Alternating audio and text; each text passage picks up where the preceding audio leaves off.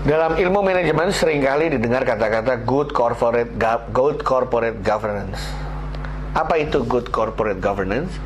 Adalah suatu perusahaan yang dikelola selain dengan baku manajemen yang baik, juga dilakukan sistem pengawasan yang efektif pula dalam kerangka atau dalam konteks terjadinya transparansi, akuntabilitas, dan responsibilitas yang jelas. IT pun ada tuntutan governance-nya.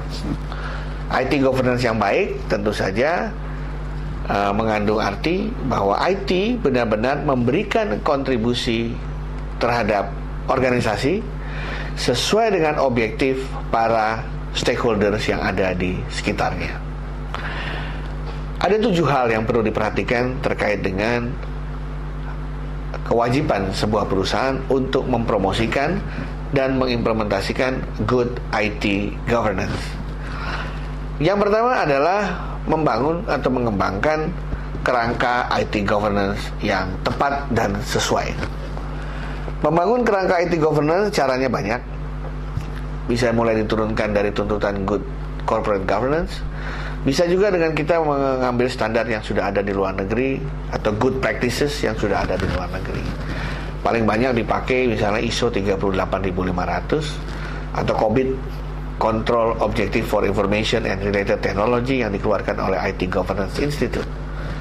Di sana sudah ada kerangka yang berisi hal-hal apa saja yang harus diperhatikan, hal-hal apa saja yang harus dilakukan, dan metodologi apa saja yang harus dikerjakan oleh masing-masing perusahaan. Yang kedua, adanya kepastian terjadi yang namanya strategic alignment antara perusahaan dan IT, antara bisnis dan teknologi informasi.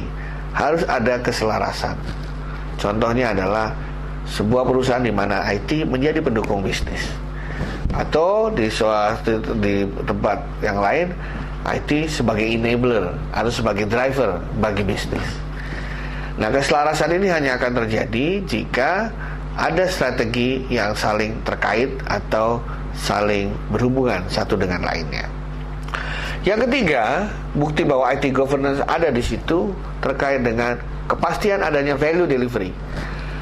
IT ada di organisasi atau di perusahaan karena orang ingin merasakan manfaatnya. Kalau setelah ada IT tidak ada satupun manfaat yang dirasakan, berarti IT tidak digovern dengan baik. Nah, apa manfaat yang diinginkan? Banyak. Ada yang menginginkan efisiensi, ada yang menginginkan transparansi, ada yang menginginkan market yang tambah besar, ada juga yang menginginkan adanya kecepatan proses karena terjadi integrasi, dan lain sebagainya. Nah, value itu harus benar-benar terdeliver dengan baik di perusahaan, sehingga memberikan nilai tambah. Kemudian yang keempat terkait dengan resource management. IT adalah suatu aset yang salah satu tugasnya adalah untuk membantu perusahaan untuk mengoptimalisasi sumber daya yang dimiliki perusahaan. Karena kita tahu persis perusahaan itu bertujuan untuk mencapaikan visi misi dengan sumber daya yang terbatas. IT membantu untuk mengelola sumber daya ini dengan sebaik-baiknya. Kalau dengan adanya IT terjadi peristiwa atau terjadi suasana di mana mengelola sumber daya menjadi semakin sulit, berarti IT tidak tergovern dengan baik. Ada hal yang harus diperbaiki. Berikutnya yang kelima adalah tanggung jawab IT pula untuk memberikan kontribusinya terkait dengan manajemen risiko perusahaan. Tidak ada bisnis yang tidak ada risiko.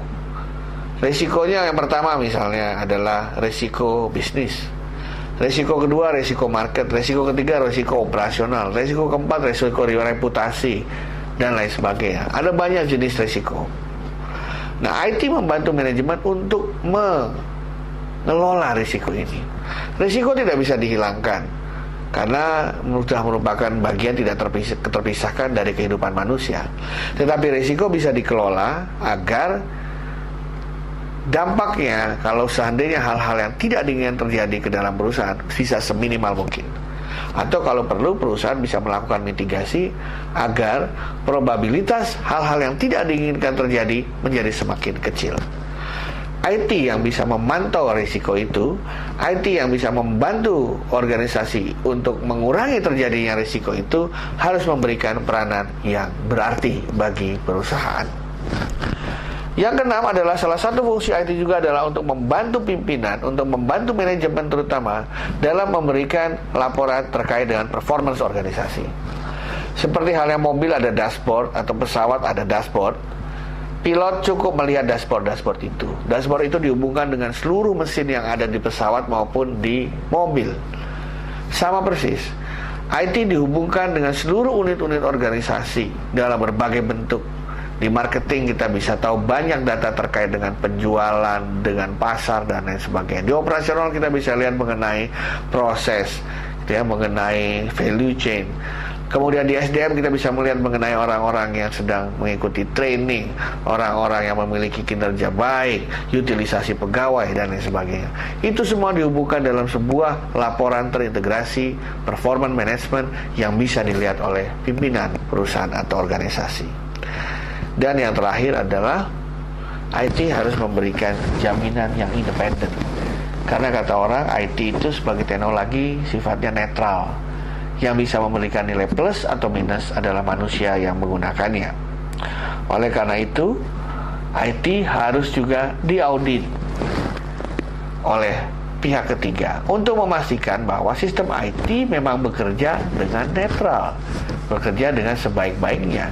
Tidak ada yang disembunyikan, tidak ada orang yang menggunakan IT untuk melakukan kejahatan, dan tidak ada orang yang menggunakan teknologi untuk melakukan hal-hal yang berlawanan dengan prinsip-prinsip governance. Terima kasih.